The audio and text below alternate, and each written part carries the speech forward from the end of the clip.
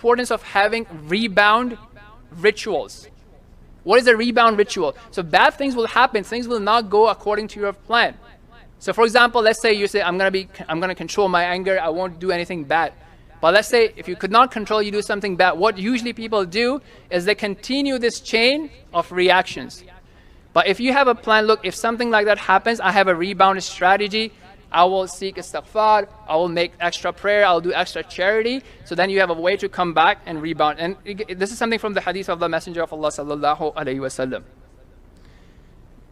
Okay.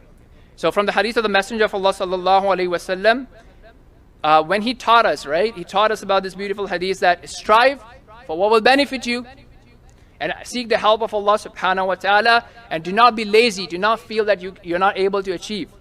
And if something afflicts you, okay, if things don't go according to your plan, what do you do? So he's telling you a verbal ritual as well. Say, this is a decree of Allah, qaddarallahu wa ma sha'a fa'al. So he's giving you that verbal ritual so that we don't go into our own self-talk. Oh, I'm not good enough. This guy did not help me. Mukhtar was too lazy, didn't happen, right? So that sort of stuff. So he's giving you the actual verbal conditioning, a rebound ritual, if you will. Same thing. So whatever behavior you tend to fall into, have a way to come out of it. So if things do not go according to how you wanted them to be, have a way to recompense and have a way to rebound. That is very important.